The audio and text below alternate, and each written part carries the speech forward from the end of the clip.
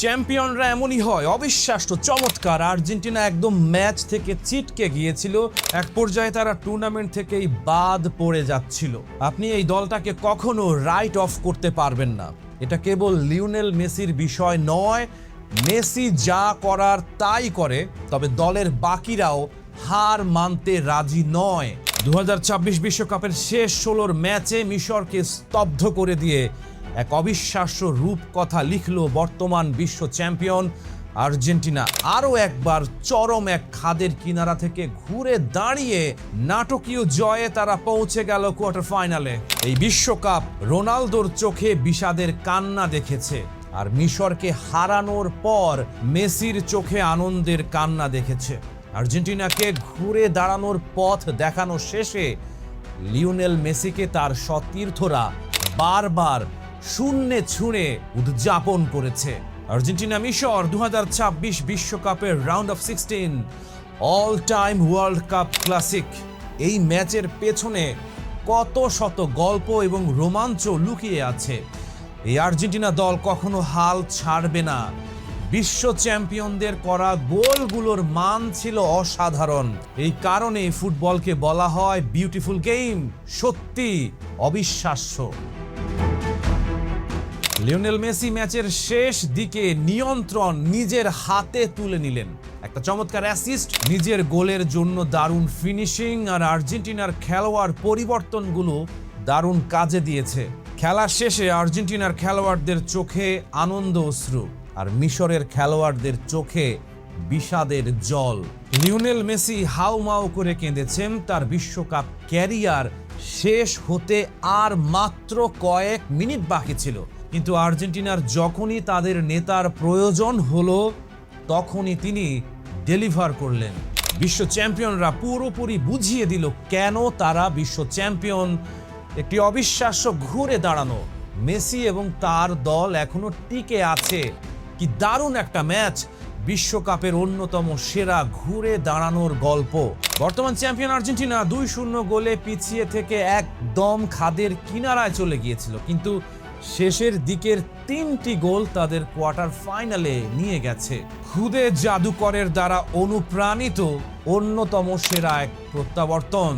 Messi পরম অনুপ্রেরণা, একজন অধিনায়ক এবং একজন নেতা যিনি কখনো হাল ছাড়েন না। বিশ্ব চ্যাম্পিয়নরা ঠিক এই কাজটাই করে। অবিশ্বাস্য, 79 মিনিট পর্যন্ত মিশর 2-0 গোলে এগিয়ে ছিল, আর আর্জেন্টিনা শেষ পর্যন্ত 3-2 গোলে জিতে শেষ 8-এ চলে গেল। কি দুর্দান্ত এক ম্যাচ! স্টেডিয়াম জুড়ে তখন উল্লাসের সুনামি। মাত্র কয়েক মিনিটের ব্যবধানে 2-0 গোলে পিছিয়ে থাকা একটা দল 3-2 গোলে এগিয়ে গিয়ে কোয়ার্টার ফাইনাল নিশ্চিত করে ফেলল। অতিরিক্ত সময়ে না গিয়েই ম্যাচের এত দেরিতে 2 বা তার বেশি গোলে পিছিয়ে থেকে জয় তুলে নেওয়ার এই ঘটনা ফুটবল বিশ্বকাপের ইতিহাসে এক অনন্য ও নতুন রেকর্ডের জন্ম দিল। লিওনেল মেসি, যাকে প্রায় শান্ত ও নির্লিপ্ত দেখায়, মিশরের বিপক্ষে ম্যাচের পর তিনি আনন্দে কেঁদেছেন। 4 মিনিট 18 সেকেন্ডের ব্যবধানে তার একটা অ্যাসিস্ট ও একটা গোল দলকে সমতায় ফিরিয়ে আনে, এবং যোগ করা সময়ে এনজো ফার্নান্দেজ জয় নিশ্চিত করেন। আর্জেন্টিনার জন্য উল্লাস ও স্বস্তির এক মিশ্র অনুভূতি। আর্জেন্টিনার 4র্থ বিশ্বকাপ জয়ের স্বপ্ন এখনো বেঁচে আছে। মিশরের যেন বিশ্বাসই হচ্ছে না, কারণ তারা 2-0 গোলের লিড ধরে রাখে 79 মিনিট পর্যন্ত। আর্জেন্টিনা প্রমাণ করেছে তারা কেন বিশ্ব চ্যাম্পিয়ন। তারা কেবল ভালো খেলতেই জানে না, তারা জানে কিভাবে মরণ কামড় দিতে হয়। আর্জেন্টিনার 4র্থ বিশ্বকাপ ট্রফি জয়ের স্বপ্ন এখনো সগৌরবে টিকে রইল। মিশর বনাম আর্জেন্টিনার মধ্যকার নকআউট পর্বের এই ম্যাচ এক চিরস্মরণীয় অধ্যায় হয়ে থাকবে, যেখানে ডেডলক ভেঙে বর্তমান বিশ্ব চ্যাম্পিয়নরা দেখালো কেন তাদের কখনোই হিসেবের বাইরে রাখা যায় না। রহমান পেয়ার, স্টার প্লে। লিওনেল মেসি যখন মাঠে অলস ভঙ্গিতে হেঁটে বেড়ান, তখন প্রতিপক্ষ দলের মনে হয় তারা বুঝি ফাঁকা মাঠে 11 জনের বিপক্ষে 10 জনকে নিয়ে খেলছে, কিন্তু তারা টের পাওয়ার আগেই যা ঘটার ঘটে যায়। হঠাৎ 1 সেকেন্ডের তীব্র গতি, একটা কাঁধের ঝাঁকুনি, ডিফেন্ডারদের চোখের পলকে বোকা বানিয়ে বল চলে যায় জালের ঠিক কোনায়। কাতার বিশ্বকাপ থেকে শুরু করে লিওনেল স্কালোনির অধীনে আর্জেন্টিনার এই যে অবিস্মরণীয় আধিপত্য, তার পেছনে কোনো ধরা বাঁধা ইউরোপীয় ছক নেই কোনো জ্যামিতিক পজিশনাল প্ল্যান। এখানে যা আছে তাকে ফুটবলের ভাষায় বলে আকর্ষণ করে প্রতারণা করা, অ্যাট্রাক্ট টু ডিসিভ। দক্ষিণ আমেরিকান ফুটবলের সেই চিরন্তন জাদুকে স্কালোনি রূপ দিয়েছেন একবিংশ শতাব্দীর সবচেয়ে বুদ্ধিদীপ্ত ও খুনে রণকৌশলে। স্কালোনির এই অভিনব ট্যাকটিক্স ফুটবল বিশ্বকে নতুন করে ভাবতে বাধ্য করেছে। আকর্ষণের আড়ালে মহা প্রতারণা, অ্যাট্রাক্ট টু ডিসিভ। ইউরোপের শীর্ষ লিগগুলোতে দলগুলো খেলে একটা নির্দিষ্ট ছকে, যেখানে মাঠের প্রতিটা ইঞ্চি কার অধীনে থাকবে তা আগে থেকেই মাপা থাকে। কিন্তু বল যখন মাঠের বাম কিংবা ডান প্রান্তে থাকে, আর্জেন্টিনার মিডফিল্ডার এবং ফরওয়ার্ডরা ঝাঁক বেঁধে সেই বলের দিকে এগিয়ে যান। এই অতি ঘনত্ব বা ওভারলোড দেখে প্রতিপক্ষের ডিফেন্ডার ও মিডফিল্ডাররাও নিজেদের জোন ছেড়ে বলের দিকে ছুটে আসতে বাধ্য হয়। আর ঠিক তখনই তৈরি হয় ফাঁদ। যখনই প্রতিপক্ষ এক পাশে হেলে পড়ে, আর্জেন্টিনার কোনো টেকনিক্যাল জাদুকর নিখুঁত পাসে বল পাঠিয়ে দেন মাঠের অন্য প্রান্তের ফাঁকা জায়গায়, যেখানে ধেয়ে আসা ফুলব্যাক বা উইঙ্গার আগে থেকেই ওঁত পেতে থাকেন চূড়ান্ত আঘাতের জন্য। ক্ষুদ্র দূরত্বের ফাঁদ ও জোনাল ডিফেন্সের মরণ কামড়। অনেক দলই আর্জেন্টিনার বিপক্ষে রক্ষণাত্মক জোনাল 4-4-2 ফরমেশনে মাঠে নামে। স্কালোনি এই জোনাল ডিফেন্স ভাঙার জন্য ব্যবহার করেন স্মল ডিস্টেন্স বা ক্ষুদ্র দূরত্বের পাসিং নেটওয়ার্ক। সাধারণত জোনাল ডিফেন্সে খেলোয়াড়রা নিজ নিজ জোনের সুরক্ষায় ব্যস্ত থাকেন। আর্জেন্টিনা যখন বল নিয়ে ওপরে ওঠে, তখন তাদের 4 থেকে 5 জন খেলোয়াড় একে অপরের খুব কাছাকাছি চলে আসেন। ডিপলের ছোট পাস, এনজো বা ম্যাকঅ্যালিস্টারের ওয়ান টাচ বা বাউন্স পাস প্রতিপক্ষের জোনাল ডিফেন্ডারদের চরম দ্বিধায় ফেলে দেয়। তারা বুঝতে পারেন না নিজেদের জোন ধরে রাখবেন নাকি আর্জেন্টাইন খেলোয়াড়দের উপর চড়াও হবেন। এই দ্বিধাদ্বন্দ্বের সুযোগ নিয়ে আর্জেন্টিনা পুরো দল হিসেবে এক অবিশ্বাস্য গতিতে উপরে উঠে আসে।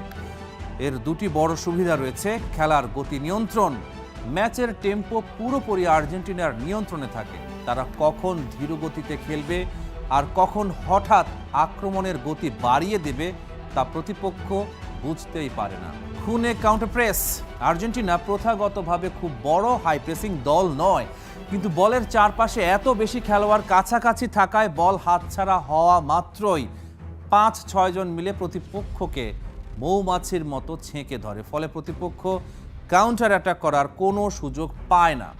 1 ভার্সাস 1 শ্রেষ্ঠত্ব এবং মেসির মহাকর্ষ বল।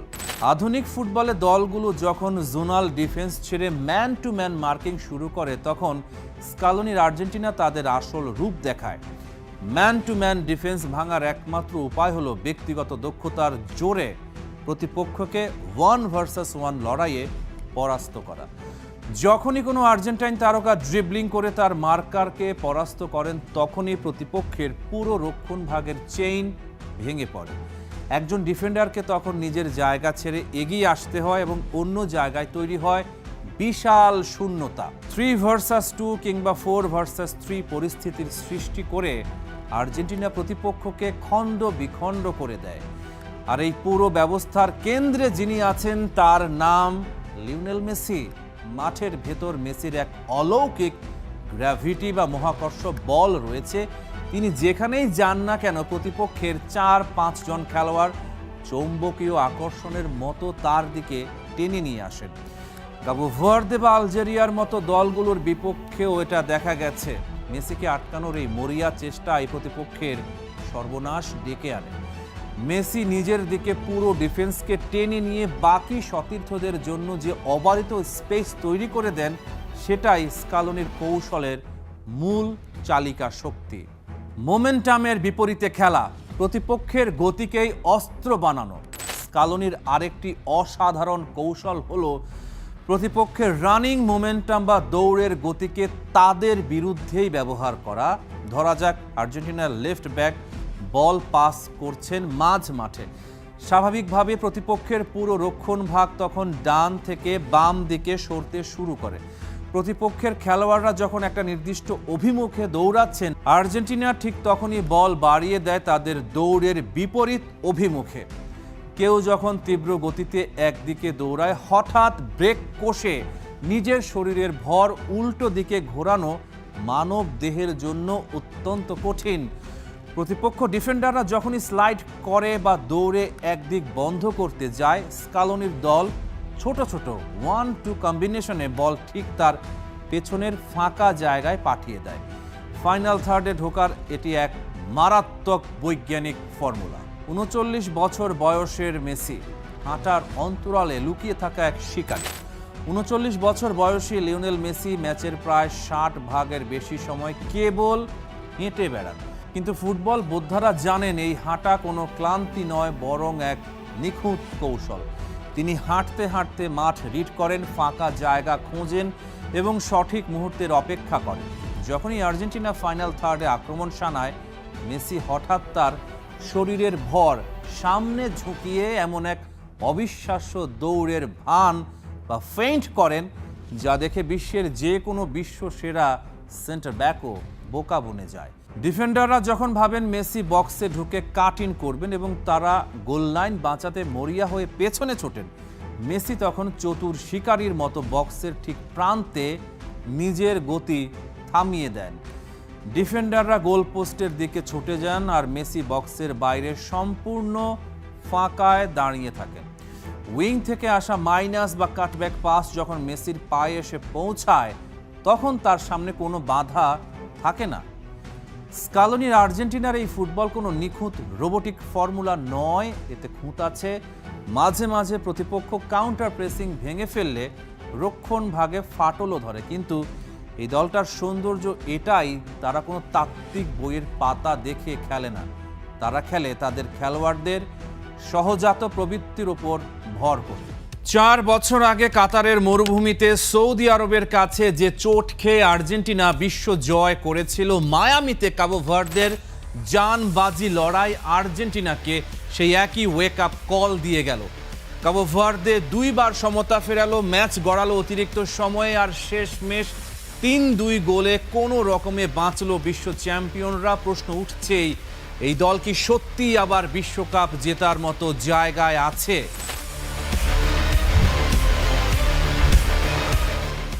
চার বছর আগে কাতারের সৌদি আরবের কাছে হেরে বিশ্বকাপ শুরু করেছিল আর্জেন্টিনা, কিন্তু শেষ পর্যন্ত ট্রফি জিতেছিল। এবার কাবো ভার্দের বিপক্ষে প্রায় একই রকম চাপে পড়া। কোচ লিওনেল স্কালোনি নিজেই বলেছেন, এবারের দল আগের মতো ভেঙে পড়েনি, দল হাল ছাড়েনি, বরং শেষ মুহূর্ত পর্যন্ত জয়ের খুঁজে লড়ে গেছে। এই মানসিক দৃঢ়তাই আসলে টুর্নামেন্ট জেতার আসল রসদ। নকআউট পর্বে টিকে থাকতে হলে দরকার হয় চাপ সামলানোর ক্ষমতা। স্কালোনির আর্জেন্টিনা সেই পরীক্ষায় পাশ। 39 বছর বয়সেও লিওনেল মেসি যেন থামার নাম নিচ্ছেন না। কাবো ভার্দের কোচ বুবিস্তা পুরো মাঝ মাঠ সাজিয়েছিলেন শুধু মেসিকে বল থেকে দূরে রাখতে, নিজেদের অর্ধে টেনে নামানোর জন্য। তারপরও হাইড্রেশন ব্রেকের ঠিক পরে লিসান্দ্রো মার্তিনেজের দুর্দান্ত ক্রস থেকে বাঁ পায়ের টোকায় গোল করেন মেসি। একজন খেলোয়াড় যখন প্রতিপক্ষের বিশেষ পরিকল্পনার মধ্যেও নিজের জাদু দেখাতে পারেন, সেটাই তাকে অন্য পর্যায়ে নিয়ে যায়। মেসি এখনও সেই পর্যায়ে আছেন, আর এই কারণেই আর্জেন্টিনা যে কোনো ম্যাচে যে কোনো মুহূর্তে জয় ছিনিয়ে নেয়ার ক্ষমতা রাখে। শুধু মেসির ওপর নির্ভরতা নয়, আর্জেন্টিনার জয়ের পেছনে আছে সংগঠিত পরিকল্পনাও। ম্যাচ ডিসাইডার গোলটা এসেছিল কর্নার কিক থেকে। মেসির কর্নারে ক্রিস্টিয়ান রোমেরোর হেডার বোরহেসের গায়ে লেগে জালে জড়ায়। স্কালোনি নিজেই বলেছেন, সেট পিস নিয়ে তারা প্রচুর কাজ করেছেন আর সেটারই ফল পেয়েছেন মাঠে। এই ধরনের প্রস্তুতি বলে দেয় আর্জেন্টিনা শুধু তারকা নির্ভর দল নয়, তারা পরিকল্পিতভাবে ম্যাচ জেতার রাস্তা তৈরি করে। আর যখন খেলা কঠিন হয়ে যায়, তখন এই ধরনের প্রস্তুত অস্ত্রই পার্থক্য গড়ে দেয়। এত ভালো দিকের মধ্যেও একটা স্পষ্ট দুর্বলতা চোখে পড়ছে, ফুলব্যাক পজিশন আর রক্ষণে ফাঁকা জায়গা। দুই প্রান্তে বারবার সুযোগ পাচ্ছে প্রতিপক্ষরা। কাবো ভার্দে ঠিক এই জায়গা কাজে লাগিয়ে 2 বার সমতা ফিরিয়েছিল। বেঞ্চ থেকে নামা খেলোয়াড়রাও এই ম্যাচে বাড়তি গতি আনতে পারেননি, যা কোচের জন্য চিন্তার কারণ। তবে ভালো খবর হলো স্কালোনি নিজেই এই সমস্যাগুলো প্রকাশ্যে স্বীকার করেছেন। জেতা ম্যাচ থেকে শেখার সময় থাকে, হেরে যাওয়া ম্যাচ থেকে থাকে না। এই সহজ সত্যটাই আর্জেন্টিনাকে এগিয়ে রাখছে। তারা সমস্যাগুলো মার্ক করেছে আর এখন সংশোধনের সময় হাতে আছে। কোয়ার্টার ফাইনালে ওঠার লড়াইয়ে আর্জেন্টিনার প্রতিপক্ষ মিশর, যাদের নেতৃত্বে আছেন মোহামেদ সালাহ। মিশরও ঠিক সেই জায়গাতেই আঘাত হানতে পারে যেখানে আর্জেন্টিনা সবচেয়ে দুর্বল, উইং প্রতিরক্ষায়। এই ম্যাচ তাই আসল পরীক্ষা হয়ে দাঁড়াবে। কাবো ভার্দে ম্যাচ থেকে পাওয়া শিক্ষা আর্জেন্টিনা কতটা কাজে লাগাতে পারে। তবু ইতিহাস, অভিজ্ঞতা, মেসির উপস্থিতি আর চাপের মুখে না ভেঙে পড়ার এই মানসিকতা মিলিয়ে আর্জেন্টিনা এখনো শিরোপার অন্যতম বড় দাবিদার। বিশ্বকাপ জেতার জন্য একেবারে নিখুঁত হওয়া লাগে না, লাগে ঠিক সময়ে ঠিক জিনিসটা করার ক্ষমতা। আর সেটা এই দলের মধ্যে আছে বলেই প্রমাণ পাওয়া যাচ্ছে বারবার। ট্রফি ধরে রাখার পথ সহজ হবে না, প্রতিটা ম্যাচেই লড়তে হবে দাঁতে দাঁত চেপে। যে দল কঠিন সময়ে ম্যাচ বের করতে জানে সেই দলই ইতিহাস করে। আর এই মুহূর্তে আর্জেন্টিনার ঠিক সেই দলটাই। রহমান পেয়ার, স্টার প্লে।